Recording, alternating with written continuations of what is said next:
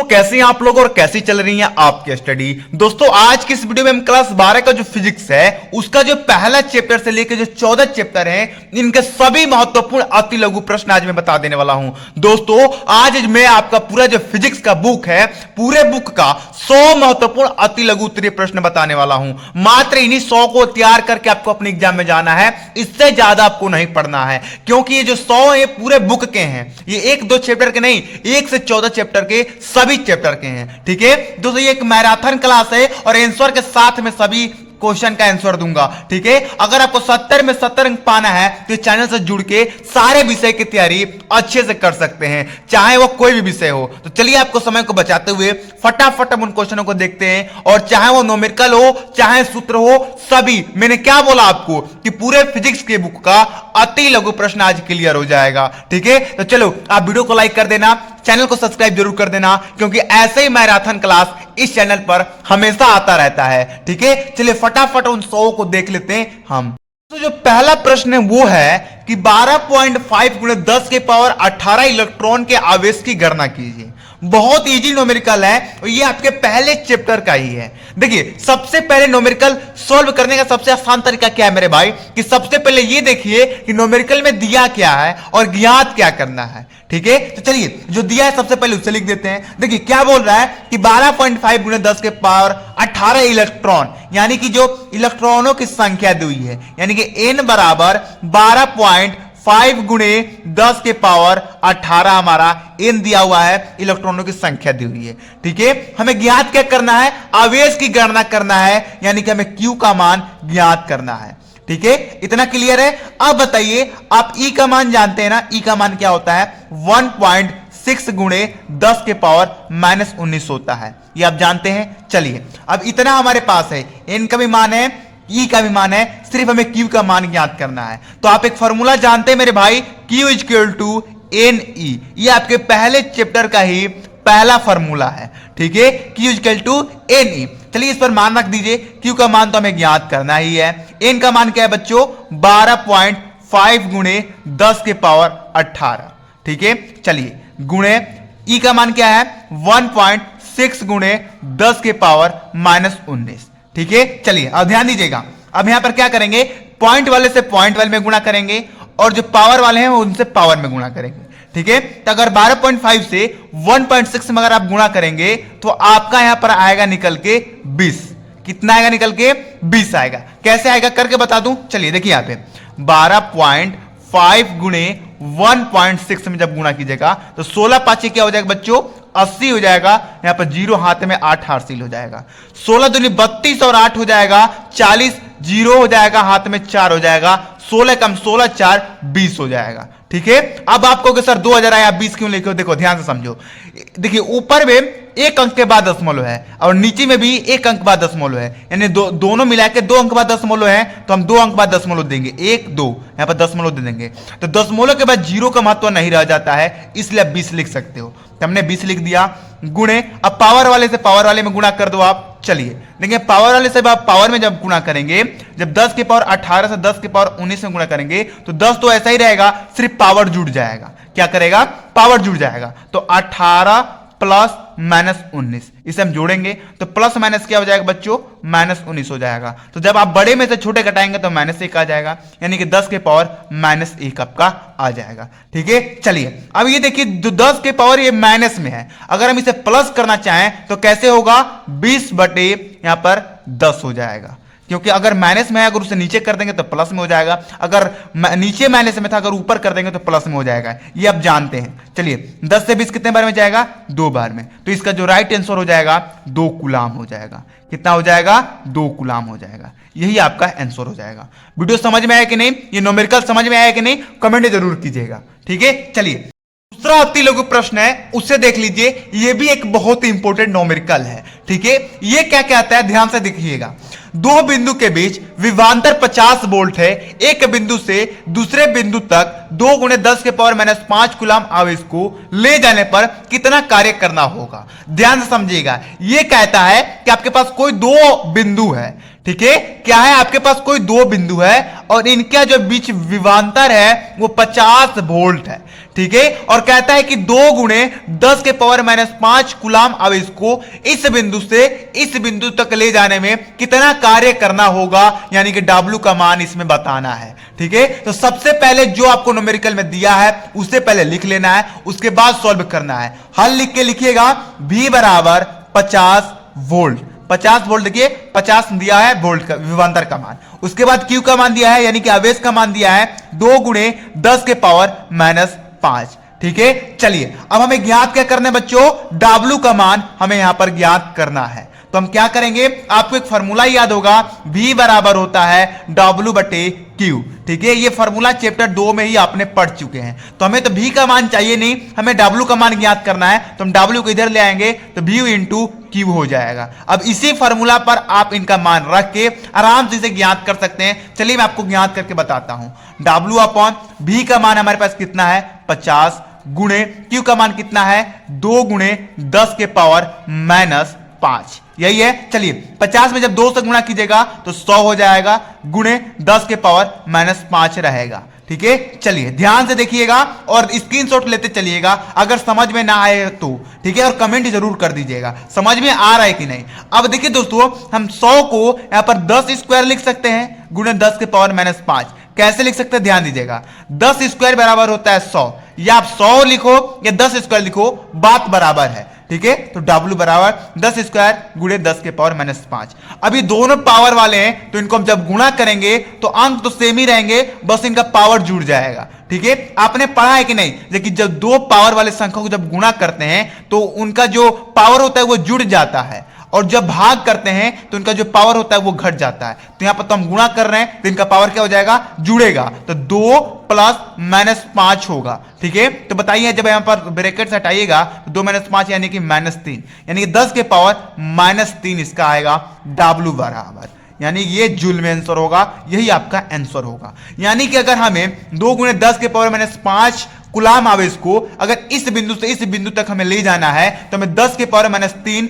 Joule का कार्य करना पड़ेगा। ठीक है, तो वीडियो अगर पसंद आ रहा हो तो वीडियो को आप लोग लाइक जरूर कीजिएगा।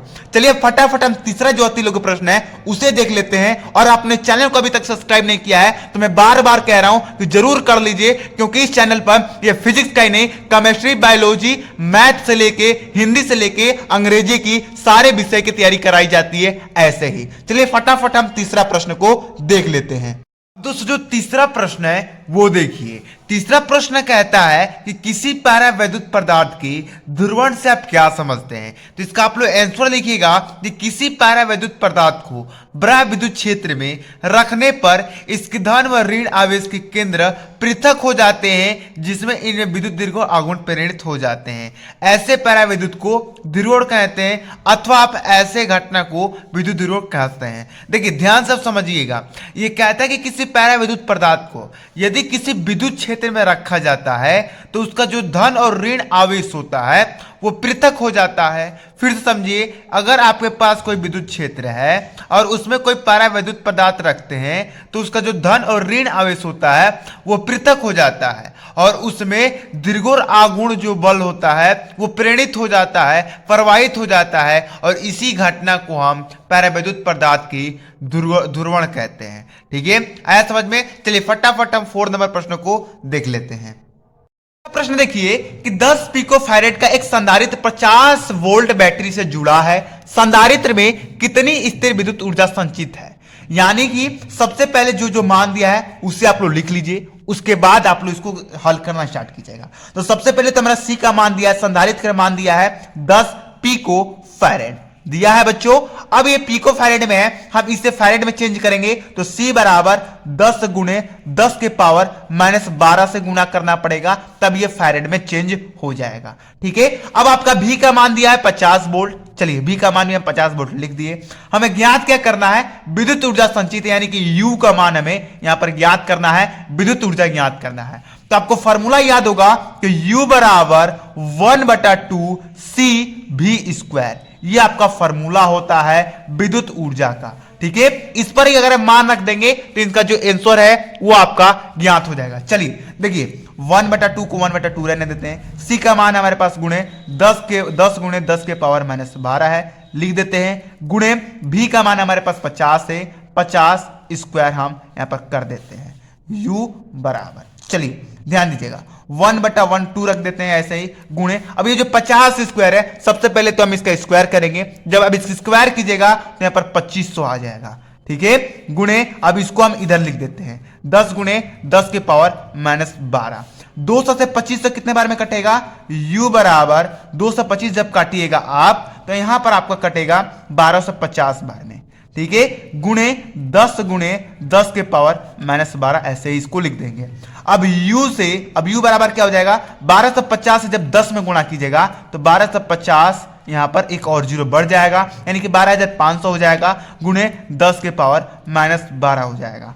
अब देखिए हमें जीरो हटाना है दोनों, तो इसके लिए इसमें से हम 4 10 ले लेंगे, यानी कि u बराबर जब 4 10 लेंगे तो 4 अंक बाद इसका दशमलव लग जाएगा, 1 2 3 4 यहां पर दशमलव लग जाएगा 25। अभी जीरो नहीं लिखेंगे क्योंकि दशमलव के बाद जीरो का मतलब होता नहीं है, गुणे अब यहां पर 10 के पावर -8 होगा, क्योंकि 4 10 हमने इसमें दे दिया दशमलव लगाने के लिए, तब बचा कितना 8। अब यही आपका यहां पर एम्पियर मीटर स्क्वायर आंसर हो जाएगा, यानी कि जो हमारा विद्युत ऊर्जा होगा वो होगा 1.25 गुणे 10 के पावर -8, ठीक है। चलिए तो यहां पर हमने चौथा प्रश्न को सॉल्व कर लीजिए, देखिए यहां पर मैंने समझाया भी एक बार, और चलिए पांचवा प्रश्न भी आपको सामने है, पांचवा प्रश्न भी देख लेते हैं। पांचवा प्रश्न है कि इलेक्ट्रॉन के क्षात्रीय काल पर ताप क्रम के प्रभाव की व्याख्या कीजिए। तो आंसर होगा कि ताप बढ़ने पर क्षात्रीय काल कम हो जाता है, बस इतना आपको आंसर इसका लिख देना है। चलिए दोस्तों हम फटाफट जो आपका यहां पर छठा प्रश्न है उसे देख लेते हैं। 6 नंबर प्रश्न है उसे देखिए, ये कहता है कि तांबे की तार जिसकी अनुप्रस्थ काट 2 गुणे 10 के पावर -6 मीटर है में इसमें 3.2 एम्पियर धारा प्रवाहित हो रही है, तो तार में प्रवाहित धारा घनत्व का मान ज्ञात कीजिए। सबसे पहले जो चीज दिया है उसे हम लिखेंगे, अनुप्रस्थ काट दिया है यानी कि ए का मान हमारे पास 2 गुणे 10 के पावर -6 मीटर स्क्वायर दिया हुआ है, ठीक है। अब क्या दिया है 3.2 एम्पियर, यानी कि आई का मान हमारे पास 3.2 एम्पियर है, ठीक है। अब देखिए हमें ज्ञात क्या करना है, धारा घनत्व ज्ञात करना है, यानी कि हमें जे का मान यहां पर ज्ञात करना है। तो आप एक फॉर्मूला जानते हैं, जे बराबर होता है आई बटा ए। इसी फॉर्मूला पर जब आप मान रख देंगे तो इनका जो आंसर होगा वो ज्ञात हो जाएगा। चलिए मान रख के आपको मैं बता भी देता हूं। तो आई का मान क्या है 3.2 बटे ए का मान क्या है 2 गुणे 10 के पावर -6, यही है। चलिए 2 से जब आप 3.2 को काटिएगा तो 16 आएगा, 1.6 आएगा, यानी कि जे का जो मान होगा वो 1.6 बटे 10 के पावर -6। अब इस 10 के पावर -6 को हम ऊपर भेज देंगे तो जे के बराबर हो जाएगा 1.6 गुणे, ये माइनस में तो प्लस हो जाएगा, 10 के पावर 6 हो जाएगा, और यही आपका एम्पियर मीटर स्क्वायर हो जाएगा, एम्पियर मीटर स्क्वायर आंसर हो जाएगा, ठीक है। इसका आंसर क्या आएगा 1.6 गुणे 10 के पावर 6 एम्पियर मीटर स्क्वायर। चलिए देखिए 7 नंबर प्रश्न को आप लोग देख लीजिए। यहां पर 7 नंबर प्रश्न भी एक न्यूमेरिकल है और इसे मैंने सबसे पहले सॉल्व कर दिया है। देखिए 1 फैराड विद्युत धारिता वाले गोलीय चालक की त्रिज्या ज्ञात कीजिए। आपके पास विद्युत धारिता यानी कि सी का मान 1 फैराड दिया है, आपको आर का मान ज्ञात करना है यानी कि त्रिज्या का मान ज्ञात करना है। तो आपको एक फॉर्मूला याद होगा, सी बराबर 4πε0 इंटू आर, ठीक है। अब यहां पर देखिए हमें तो इसी का मान ज्ञात करना नहीं है, हमें आर का मान ज्ञात करना था। अगर आर को इधर लेके आएंगे तो आर बराबर सी बटे 4πε0 हो जाएगा, या आप इसे ऐसे लिखो, या आर बराबर सी गुणे 1/4πε0 लिखो, बात बराबर है। अब इस पर इनका मान रख दीजिए, आपका मान ज्ञात हो जाएगा। सी का मान हमारे पास कितना है 1 है, तो 1 गुणे 1/4πε0 का मान कितना बता बच्चों, तो 9 गुणे 10 के पावर 9 न्यूटन मीटर स्क्वायर होता है, ठीक है। चलिए अब 9 गुणे 10 के पावर 9 को जब आप 1 से गुणा करेंगे तो 9 गुणे 10 के पावर 9 ही होगा मीटर, यही आपका आंसर आ जाएगा, यानी कि जो आपका त्रिज्या होगा वो 9 गुणे 10 के पावर 9 मीटर है, आंसर हो जाएगा। चलिए दोस्तों हम फटाफट जो 8 नंबर हमारा प्रश्न है उसे देख लेते हैं। 8 नंबर प्रश्न है वो है कि अनोमीय परिपथ से आप क्या समझते हैं, बहुत इंपॉर्टेंट है। देखिए वे परिपथ जिनमें ओम के नियम का पालन नहीं होता है,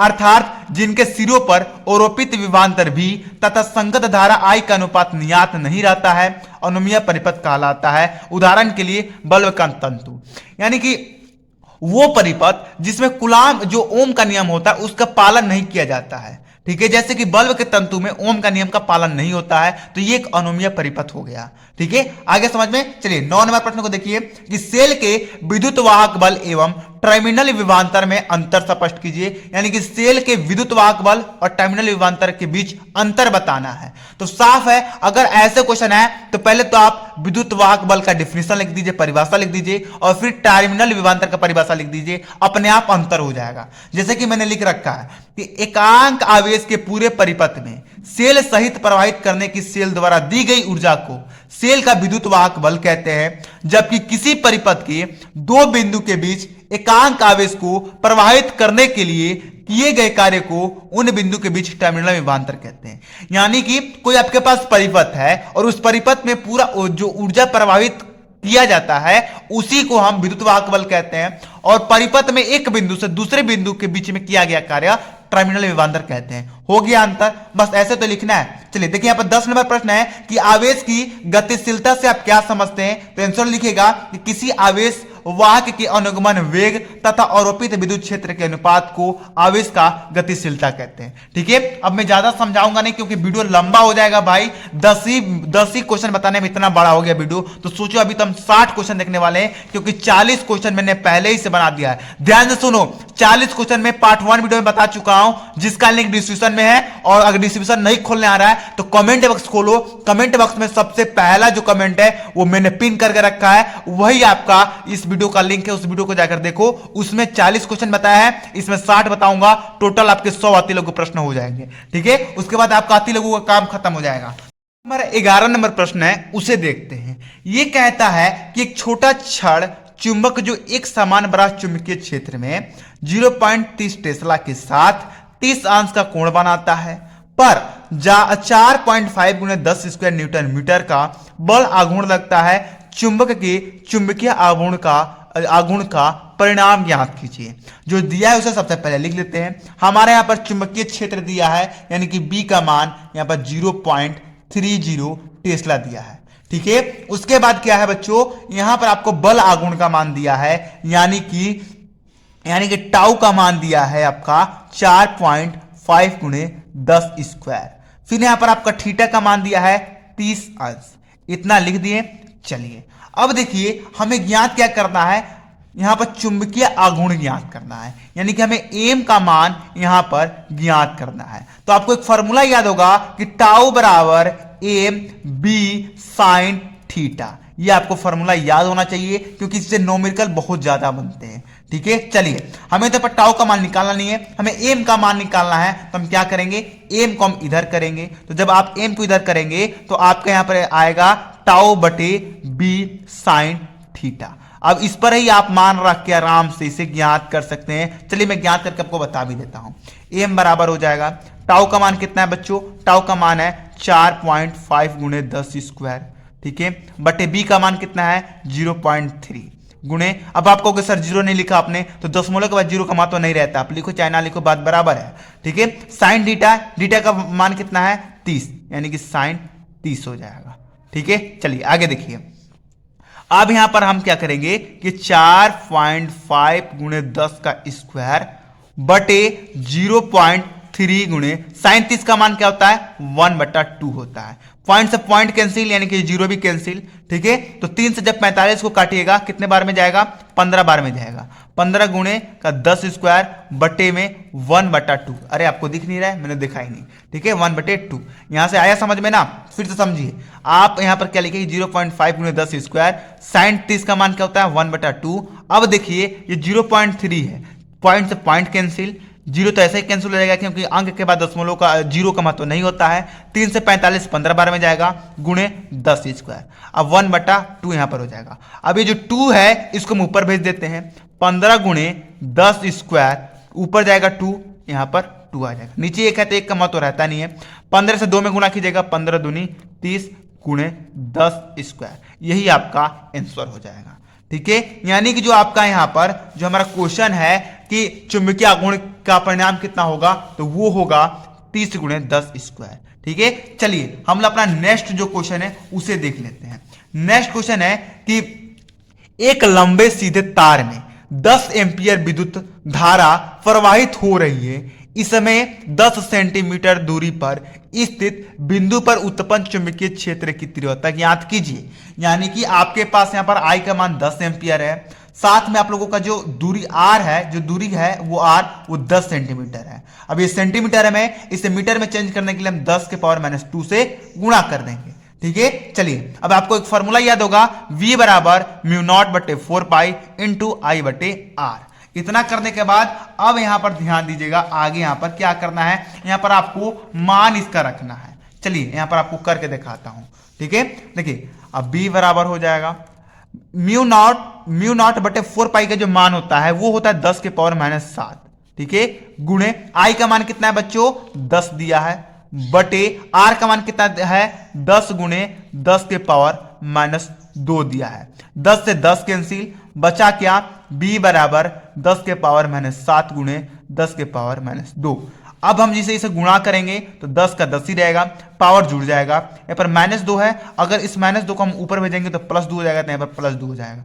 ठीक है, तो -7 और +2 जब घटाइएगा तो कितना होगा, -5 हो जाएगा, और यही आपका B का मान हो जाएगा। यानी कि जो आपका चुंबकीय क्षेत्र की तीव्रता होगा वो 10 के पावर -5 होगा। तो चलिए फटाफट हम जो हमारा 13 नंबर प्रश्न है, जो अगला प्रश्न है उसे देख लेते हैं। जो हमारा 13 नंबर प्रश्न है उसे देखिए, ये कहता है कि μ0 और ε0 का मान ज्ञात कीजिए। तो सबसे पहले में हम μ0 का मान ज्ञात करेंगे, फिर ε0 का, उसके बाद इन दोनों को हम गुणा कर देंगे। तो हम हल लिखेंगे, हल लिखने के बाद हमें सबसे पहले μ0 का मान ज्ञात करना है। तो अब सभी लोगों को मालूम है कि μ0/4 बराबर होता है 10 के पावर -7 के। तो हमें तो μ0 का मान चाहिए, तो 4 को हम उधर भेज देंगे, तो μ0 का जो हमारा मान है वो ज्ञात हो जाएगा 4 गुणे 10 के पावर -7। ये देखिए μ0 का मान आ गया, इसे हम समीकरण 1 मान लेंगे। ठीक है, चलिए अब हमें ε0 का मान चाहिए। तो आपको तो मालूम है 1/4 ε0 इनका मान होता है 9 गुणे 10 के पावर 9। ठीक है, लेकिन हमें ε0 का मान चाहिए, तो 1/4 को हम इधर भेज देंगे, उसके बाद हमारा ε0 का मान ज्ञात हो जाएगा। तो जब इधर 1/4 को भेजिएगा तो 1/4 गुणे 9 गुणे 10 के पावर 9 आपका ये आ जाएगा। तो ये आपका समीकरण 2 हो जाएगा। ठीक है, चलिए देखिए आपका μ0 का भी मान आ गया, ε0 का भी मान आ गया। अब हम इन दोनों के μ0 को ε0 को गुणा कर देते हैं। तो जब आप गुणा करिएगा μ0 इंटू ε0 बराबर, μ0 का मान रख दीजिए 4 गुणे 10 के पावर -7 गुणे में ε0 का मान रख दीजिए 1/4 गुणे 9 गुणे 10 के पावर 9। ठीक है, 4 से 4 कैंसिल, बचा क्या, 10 के पावर -7 है। अगर हम इसे नीचे ला दें, यानी बट्टे में ला दें, तो 10 के पावर जो 7 है वो प्लस में 7 हो जाएगा। चलिए गुणे, यहाँ बचा क्या है 9 गुणे 10 के पावर 9। ठीक है, चलिए अब यहाँ पर ये हमारा जो मान ज्ञात कर, ऐसे तो लिखते चलेंगे, μ0 ε0 का जो मान होगा वो 1 से 1 में गुणा कीजिए तो 1। अब देखिए 9 तो 9 को रहने देंगे, 10 में जब इससे गुणा कीजिएगा तो ये ऐसे ही रहेगा, लेकिन इनका पावर जुड़ जाएगा। तो 9 7 16, यानी कि जो आपका आंसर आएगा μ0 और ε0 का मान वो 1/9 गुणे 10 के पावर 16 आएगा। ठीक है, चलिए दोस्तों, अब हम लोग 14 जो नंबर प्रश्न है उसे देख लेते हैं। देखिए 14 नंबर प्रश्न है कि चल कुंडली धारा मापी की धारा सुग्रहिता का व्यंजक लिखिए। तो हो जाएगा IS बराबर 5/I बराबर NAB/C। ठीक है, 15 नंबर प्रश्न है कि एक धारा मापी को वोल्ट मीटर में कैसे बदलते हैं। तो श्रेणी क्रम में उच्च प्रतिरोध जोड़ने पर धारा मापी वोल्ट मीटर में परिवर्तित हो जाता है। बस इतना आप लोगों को आंसर लिख देना है। 16 नंबर प्रश्न है कि विद्युत क्षेत्र में विद्युत क्षेत्र रेखा परस्पर प्रतिच्छेद नहीं करती हैं, क्यों। आप पढ़ चुके हैं पहले चैप्टर में कि जो दो विद्युत क्षेत्र रेखाएं होती हैं वो एक दूसरे को कभी भी नहीं काटती हैं। ऐसा क्यों होता है, तो उसका आंसर आपको लिखना है। तो देखिए, यदि दो क्षेत्र रेखा एक दूसरे को काटेंगी तो काटान बिंदु पर दो स्पर्श रेखा खींची जा सकेगी, जिसका अर्थ यह होगा कि काटान बिंदु पर परिणामी चुंबकीय क्षेत्र की दो दिशाएं होंगी, जबकि किसी भी बिंदु पर परिणामी चुंबकीय क्षेत्र की केवल एक ही दिशा होती है। अतः दो क्षेत्र रेखा एक दूसरे को कभी नहीं काटेंगी। बस इतना आपको लिख देना है। चलिए 17 नंबर प्रश्न देखिए। 17 नंबर प्रश्न है कि दो समांतर धारावाही चालकों के बीच बल के आधार पर एम्पियर का परिभाषा दीजिए। तो लिखिएगा कि एक एम्पियर वह विद्युत धारा है जो कि निर्वात अथवा वायु में परस्पर 1 मीटर की दूरी पर स्थित दो सीधे लंबे एवं समांतर चालक तारों के प्रवाहित होने पर प्रत्येक तार की प्रति मीटर लंबाई पर 2 × 10⁻⁷ न्यूटन का बल उत्पन्न करती है। बस इतना आपको आंसर लिख देना है, ज्यादा लिखने की जरूरत नहीं है। चलिए देखिए यहाँ पर 18 जो नंबर प्रश्न है उसे देख लीजिए। 18 नंबर प्रश्न बहुत ज्यादा इंपॉर्टेंट है। ये है कि चुंबकीय फलपथ से आप क्या समझते हैं। तो आप लोग आंसर लिखिएगा कि एक समान चुंबकीय क्षेत्र में स्थित किसी पृष्ठ से लंबवत गुजरने वाली चुंबकीय बल रेखा की कुल संख्या को उस पृष्ठ की चुंबकीय फलपथ कहते हैं। इसे फाई से प्रदर्शित करते हैं। बस चलिए 19 नंबर प्रश्न देख लीजिए छात्रों। 19 नंबर प्रश्न है, ये एक बहुत ही इंपॉर्टेंट न्यूमेरिकल है। एक कुंडली से वृत्त चुंबकीय फलपथ 0.1 सेकेंड में 1 वेबर से 0.1 वेबर हो जाता है। कुंडली में प्रेरित विद्युत वाहक बल होगा। सबसे पहले जो दिया उसे लिख लेते हैं। तो देखिए यहाँ पर हमारा डेल्टा टी का मान दिया है, यानी कि विद्युत फलकस का मान हमारा 0.1 सेकेंड दिया है। ठीक है, अब φ1 और φ2 का मान दिया है। φ1 का मान 1 है, φ2 का मान 0.1 है। अब आपको डेल्टा फाई का मान ज्ञात करना है। क्यों? क्योंकि अगर आपको विद्युत वाहक बल अगर आपको ज्ञात करना है, यहाँ पर वाहक लिख दीजिएगा, हाँ होगा। ठीक है, अगर आपको विद्युत वाहक बल ज्ञात करना है तो आपको डेल्टा टी और डेल्टा फाई का मान ज्ञात होना चाहिए। तो डेल्टा टी का तो मान है, लेकिन डेल्टा फाई का नहीं, इसलिए हम डेल्टा फाई का निकालेंगे। डेल्टा फाई को निकालने के लिए क्या करना पड़ता है, φ2 में से φ1 को घटाना पड़ता है। तो φ2 हमारे पास 0.1 है, माइनस कर देंगे φ1 से तो 1। अब 0.1 में से आप 1 को घटाइएगा तो आपका बचेगा 0.9। ठीक है, अब विद्युत वाहक बल यानी कि ई जो फॉर्मूला होता है वो होता है बराबर माइनस डेल्टा फाई बटे डेल्टा टी।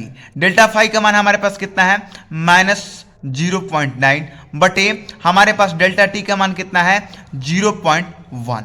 ठीक है, माइनस माइनस से हो जाएगा प्लस, 0.9 0.1, 0 से 0 कैंसिल, पॉइंट से पॉइंट कैंसिल, बचा क्या 9/1 और नीचे तो 1 का महत्व होता नहीं है, इसलिए इसका आंसर हो जाएगा 9 वोल्ट। ठीक है, चलिए 20 नंबर प्रश्न देख लीजिए। 20 नंबर प्रश्न है कि स्वप्रेरण से आप क्या समझते हैं। तो देखिए आंसर लिखिएगा, बहुत इंपॉर्टेंट क्वेश्चन है कि किसी कुंडली से संबद्ध चुंबकीय फलपथ की मान में परिवर्तन होने पर उसी कुंडली में प्रेरित विद्युत वाहक बल तथा प्रेरित धारा उत्पन्न करने की घटना को स्वप्रेरण कहते हैं। ठीक है, बस इतना आपको लिखना है, ज्यादा लिखने की जरूरत नहीं है। चलिए 21 नंबर प्रश्न देखिए। 21 नंबर प्रश्न है कि स्वप्रेरण गुणांक से आप क्या समझते हैं। वही क्वेश्चन है, लेकिन यहां पर स्वप्रेरण गुणांक पूछा गया है। तो लिखिएगा कि किसी कुंडली के स्वप्रेरण गुणांक का मान उस प्रेरित वाहक बल के बराबर होता है जो उस कुंडली में धारा परिवर्तन की दर एकांक होने पर उत्पन्न होता है।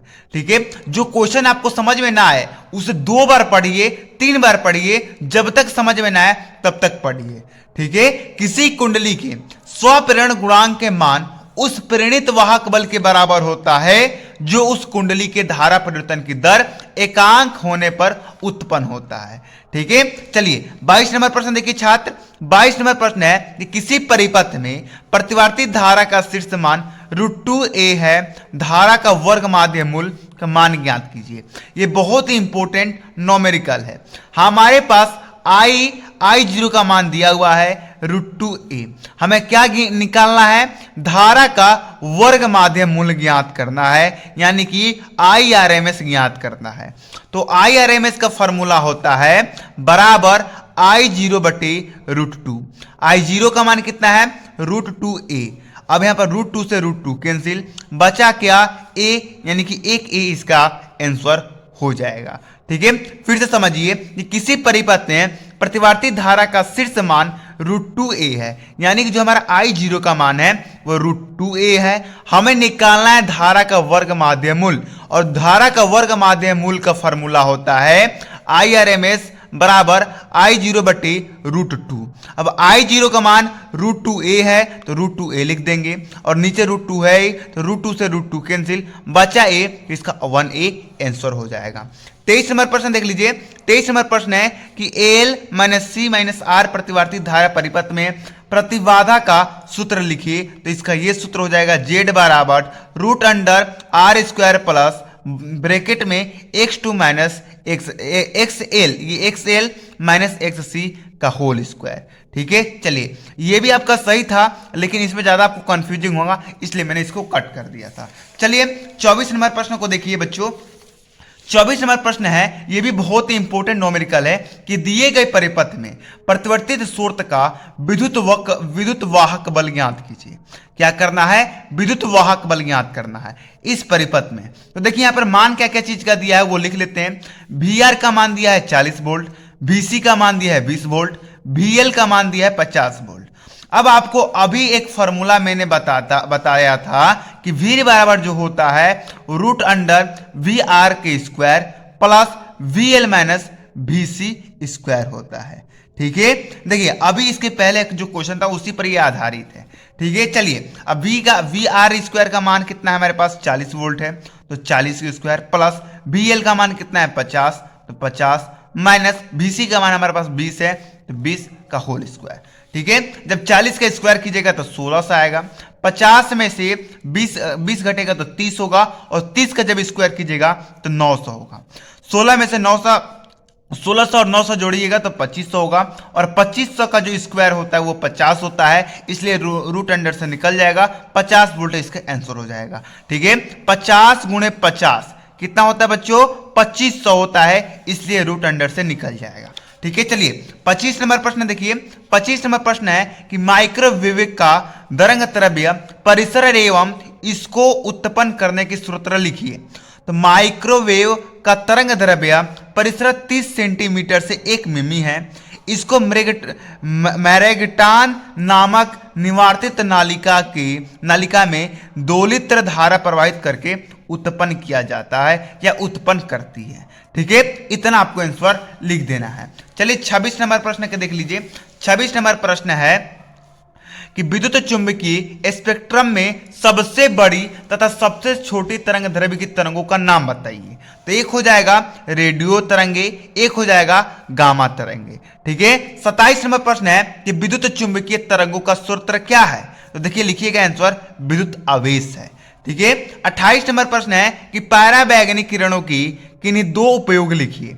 तो आप लोग 2 उपयोग लिख दीजिएगा। पहला लिख दीजिएगा नकली दस्तावेजों अंगुली के निशानों का पता लगाने में। ठीक है, दूसरा उपयोग लिखिएगा खाने के वस्तुओं में संरक्षण में इसका उपयोग किया जाता है पराबैंगनी किरणों का। ठीक है, चलिए 29 नंबर प्रश्न है कि एक्स किरणों की 2 प्रमुख गुण और उपयोग लिखिए। तो इसका गुण 2 लिख लीजिएगा कि ये अदृश्य होती है, इसे देख नहीं सकते हैं। दूसरा लिख दीजिएगा कि इनका वेग प्रकाश के वेग के बराबर होता है। अब इनका 2 उपयोग लिखिएगा कि हीरा की जांच परख में और रेडियोग्राफी में इसका उपयोग होता है। चलिए दोस्तों हम 30 नंबर प्रश्न को देखते हैं। 30 नंबर प्रश्न है कि विद्युत चुंबकीय तरंगों में चुंबकीय ऊर्जा घनत्व का सूत्र लिखिए। तो जो चुंबकीय ऊर्जा घनत्व का सूत्र हो जाएगा वो हो जाएगा B²/2μ0। ठीक है, चलिए 31 नंबर प्रश्न है कि परस्पर लंबवत लगे हुए विद्युत क्षेत्र E एवं चुंबकीय B में एक इलेक्ट्रॉन बिना विक्षेपित हुए सीधी गति करता है। इलेक्ट्रॉन के वेग का सूत्र E तथा B के पदों में लिखिए। तो हो जाएगा इलेक्ट्रॉन का वेग बराबर E/B। बस इतना आपको लिख देना है। देखिए 32 नंबर जो प्रश्न है वो है कि अवतल लेंस की प्रथम फोकस की परिभाषा लिखिए, या बोल देगा कि अवतल लेंस के प्रथम फोकस की परिभाषित कीजिए। तो आप लोग लिखिएगा कि लेंस की मुख्य अक्ष पर स्थित वह निश्चित बिंदु जिससे उसकी ओर केंद्रित होती हुई प्रकाश किरणें लेंस से अपवर्तन के पश्चात मुख्य अक्ष के समांतर हो जाती है, इसे अवतल लेंस का प्रथम फोकस कहते हैं। ठीक है, बस इतना आपको आंसर लिख देना है। चलिए 33 नंबर प्रश्न है कि लेंस की क्षमता से अब क्या तात्पर्य है, इसका मात्रक भी लिखिए।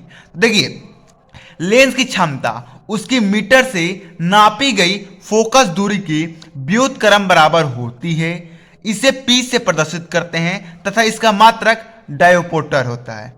इसका मात्रक क्या होता है, डायोप्टर होता है। जो क्वेश्चन में आपसे पूछा जा रहा है सिर्फ उसी का आंसर देना है, अपने से ज्यादा नहीं देना है, ना ही कम ही देना है, ठीक है, करेक्ट आंसर देना है जिससे आपको फुल में फुल नंबर मिल सके। 34 नंबर प्रश्न है कि प्रिज्म के पदार्थ की अपवर्तनांक का सूत्र लिखिए, प्रयुक्त प्रतीकों का अर्थ बताइए। तो देखिए n बराबर हो जाएगा साइन ब्रैकेट के अंदर a प्लस एसएम बटे 2 बटे में हो जाएगा साइन a बटा 2। यहाँ पर जो a है वो है प्रिज्म कोण और जो ये एसएम है वो आपका अलवत्तम कोण है, ठीक है। चलिए 35 नंबर प्रश्न है कि किसी प्रकाशीय माध्यम की वर्ण विक्षेपण क्षमता का सूत्र लिखिए। तो वर्ण विक्षेपण क्षमता का जो सूत्र होता है वो होता है W upon NY minus NR बटे NY माइनस 1, ठीक है। चलिए 36 नंबर प्रश्न है कि नेत्र की समझन क्षमता से आप क्या समझते हैं। तो नेत्र की वह क्षमता जिसके कारण नेत्र लेंस की फोकस दूरी में परिवर्तन कर नजदीक व दूर की वस्तु को स्पष्ट रूप से देखा जा सकता है, नेत्र की समझन क्षमता कहलाता है या कहलाती है। बस इतना आपको आंसर लिख देना है और ये काफी मोस्ट इंपोर्टेंट क्वेश्चन आपका था, ठीक है। चलिए 37 नंबर प्रश्न है कि यदि इस दूरदर्शी के अभिदर्शक लेंस एवं नेत्रिका की फोकस दूरी क्रमशः 250 वोल्ट सेंटीमीटर तथा 5 सेंटीमीटर हो तब दूरदर्शी की आवर्धन क्षमता तथा नेत्रिका एवं अभिदर्शक के बीच की दूरी ज्ञात कीजिए। यहाँ पर मान क्या क्या चीज का दिया है, अभिदर्शक लेंस का मान दिया है यानी कि f0 का मान 250 सेंटीमीटर दिया है, नेत्रिका की फोकस दूरी कितनी दी है 5 सेंटीमीटर यानी कि Fe का मान 5 सेंटीमीटर दिया है। हमें ज्ञात क्या करना है, आवर्धन की क्षमता ज्ञात करना है यानी कि m का मान ज्ञात करना है और m का फॉर्मूला होता है m बराबर m0 बटे mFE। m का फॉर्मूला होता है m बराबर f0 बटे Fe। अब मान रख दीजिए, यहाँ पर आपका मान ज्ञात हो जाएगा।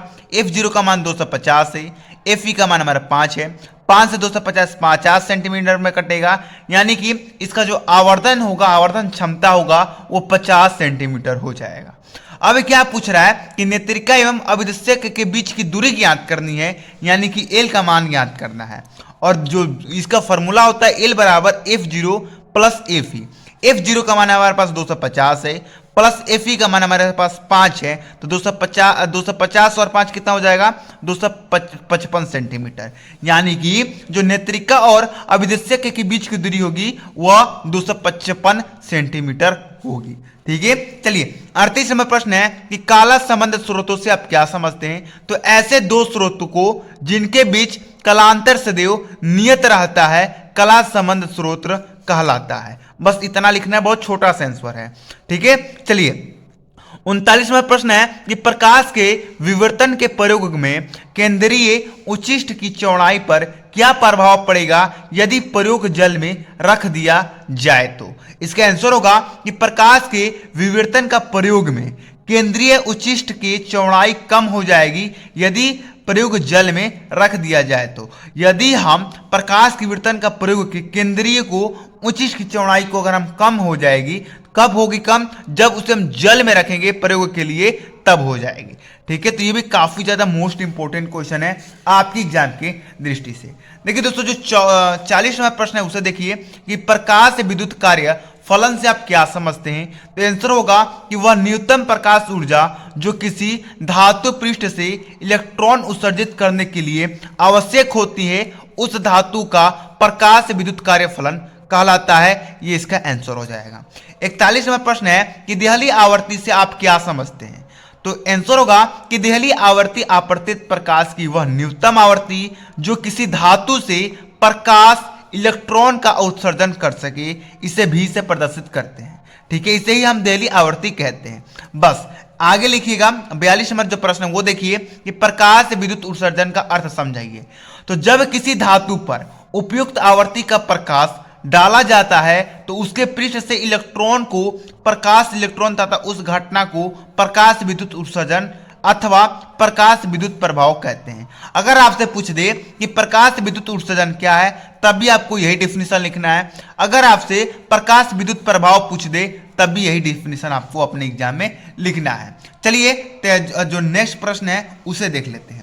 जो नेक्स्ट प्रश्न है वो है कि प्रकाश विद्युत विभव में देहली तरंग दैर्ध्य से आप क्या समझते हैं। तो आंसर होगा कि किसी धातु पर आपतित प्रकाश की तरंग दैर्ध्य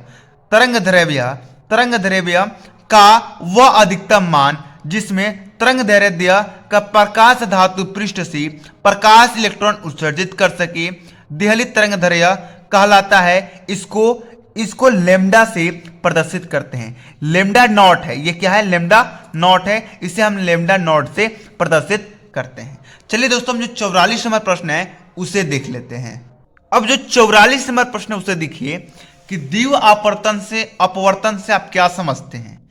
तो ट्रूमैलिन, कैल्साइड, कार्ट्रिज जैसे कुछ क्रिस्टल होते हैं कि जब उन पर साधारण प्रकाश की कोई क्रिया डाली जाती है तो वह क्रिस्टल में प्रवेश करने के दो आपतित किरणों में बट जाते हैं और इसी घटना को हम द्विव अपवर्तन कहते हैं। इतना आसान डेफिनेशन है कि आप 1 से 2 बार पढ़ेंगे ना तो आपको याद हो जाएगा। और मेरी ये राइटिंग के लिए आपसे माफी मांगना चाहता हूं क्योंकि यार मैंने ये जो पेन आपको दिख रही है नया पेन है और इस पेन की वजह से ही आपका राइटिंग जो है ये खराब दिख रहा है, तो इसके लिए दिल से सॉरी। लेकिन वीडियो बनाना हमारे लिए बहुत ही आवश्यक है। राइटिंग खराब हो, चाहे तबीयत खराब हो, चाहे बीमारी हो, कोई फर्क नहीं पड़ता। इस बार 90% हमें ला के रहना है। 45वां प्रश्न है कि विभवांतर से त्वरित एक आवेशित कण के लिए द्विअग्रली तरंग दैर्ध्य का सूत्र लिखिए। दोस्तों, जो भी क्वेश्चन बताऊंगा उससे आप लोग तैयार कर लीजिएगा। मैं इस वीडियो में 60 बता रहा हूं क्वेश्चन और पार्ट 1 वीडियो में 40 बता दिया है। टोटल आपका 100 अति लघु प्रश्न हुआ 1 से लेके 14 चैप्टर तक। इन सबको कंप्लीट कर लेते हैं तो आपका पूरा अति लघु प्रश्न क्लियर हो जाएगा।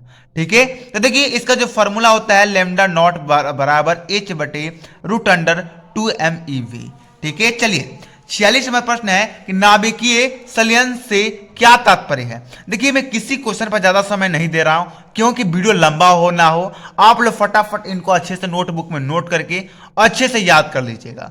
अगर आपने एनसीईआरटी बुक पढ़ा है तो ये सारे क्वेश्चन आपको समझ में आ रहे होंगे, और नहीं पढ़ा है तो भाई तो ऊपर से तो जाएंगे ही।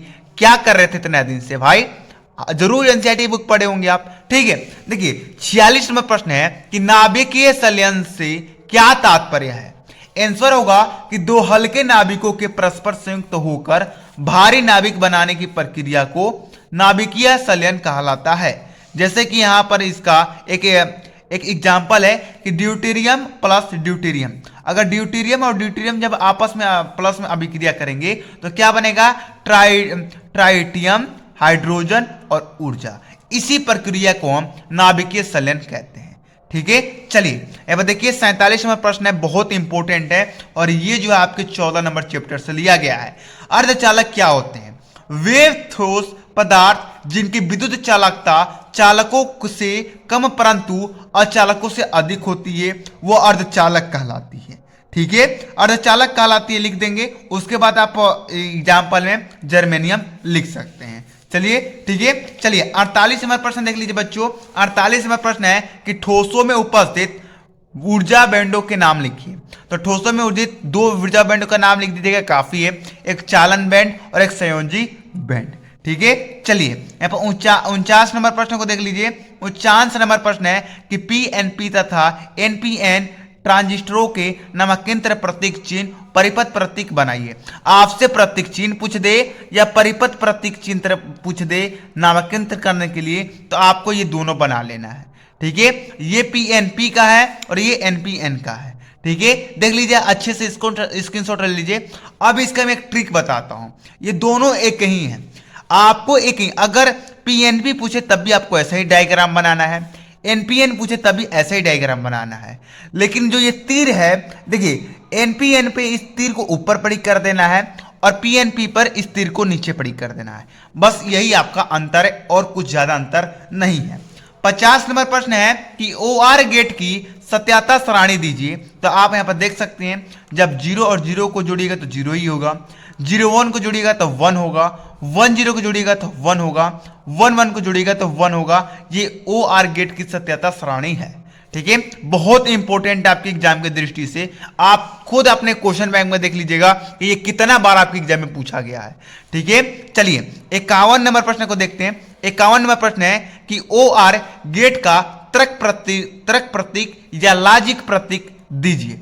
आपसे तर्क प्रतीक पूछ दे, लॉजिक प्रतीक पूछ दे, यही आपको डायग्राम बनाना है अपने एग्जाम में। ठीक है, बन जाएगा, स्क्रीनशॉट ले लीजिए, 1 से 2 बार प्रैक्टिस कीजिएगा, काम बन जाएगा। 52 नंबर प्रश्न है कि A&D ग्रेड का सत्याता सारणी दीजिए। आपको ऐसे ही सत्याता सारणी देना है 000, 010, 100, 111। ठीक है, चलिए अब हम 53 नंबर प्रश्न को देख लेते हैं।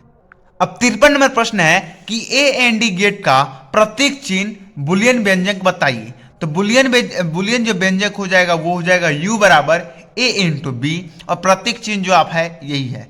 इसको आप लोग स्क्रीनशॉट ले लीजिए, बहुत इंपॉर्टेंट क्वेश्चन है। ठीक है, देखिए 54 नंबर प्रश्न है कि NOT गेट का सत्याता सारणी दीजिए। तो AY 01 हो जाएगा, 10 हो जाएगा। बस यही आपका सत्याता सारणी है। चलिए 55 नंबर प्रश्न को देखिए। 55 नंबर प्रश्न भी पर जो 55 नंबर प्रश्न है उसे देखिए। ये कहता है कि किसी माध्यम में प्रकाश की चाल 1.5 × 10 के पावर 8 मीटर सेकेंड है। इस माध्यम में वायु में जाने वाली किरण के लिए क्रांतिक कोण कितना होगा। तो देखिए प्रकाश की चाल के बराबर आपको तो मालूम है कि जो प्रकाश की चाल होती है वो 3 × 10 के पावर 8 होती है। ये क्लास 10वीं से पढ़ते आ रहे हो। माध्यम प्रकाश की चाल कितना दिया है, 1.5 × 10 के पावर 8 मीटर सेकेंड दिया है। अब सबसे पहले अगर हमें क्रांतिक कोण निकालना है ना, तो उससे पहले हमें अपवर्तन का मान चाहिए। तो अपवर्तन निकालने के लिए क्या करेंगे, n बराबर c बटे b, यानी कि जो प्रकाश की चाल है बटे में माध्यम प्रकाश की चाल। तो पर c का मान कितना है, 3 × 10 के पावर 8, b का मान कितना है 1 × 10 के पावर 8, 10 के पावर 8 से 10 के पावर 8 कैंसिल, 1.5 से 3 2 बार में कैंसिल। तो n के मान कितना आ जाएगा बच्चों, 2 आ जाएगा, यानी कि अपवर्तनांक 2 आ जाएगा। अब क्रांतिक कोण का जो फॉर्मूला होता है वो होता है sin c बराबर 1/n। n का मान हमारे पास कितना है, 2 है, 1/2। 1/2 जो होता है ये sin 30 का मान होता है, इसलिए इस जो क्रांतिक कोण है उसका आंसर 30 हो जाएगा। ये आपका राइट आंसर हो जाएगा।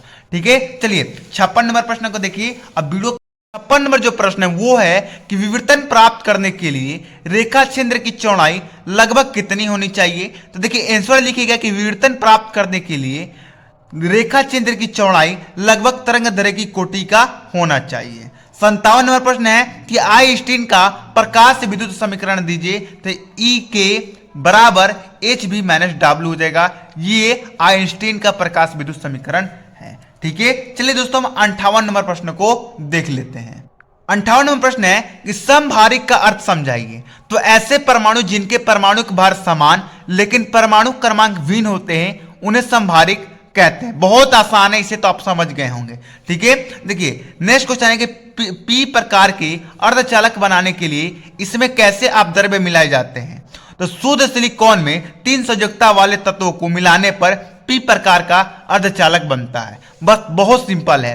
60 नंबर प्रश्न है और लास्ट प्रश्न है कि एन प्रकार का अर्धचालक कैसे बनता है। तो शुद्ध सिलिकॉन में 5 संयोजकता वाले तत्वों को मिलाकर आपका एन प्रकार का अर्धचालक बनता है। तो दोस्तों आज की इस वीडियो में हमने 60 अति लघु प्रश्न देखा और पार्ट 1 वीडियो में हमने 40 देख चुके हैं। तो टोटल हमने 100 अति लघु प्रश्न देखकर अपने पूरे फिजिक्स का बुक खत्म कर दिया है।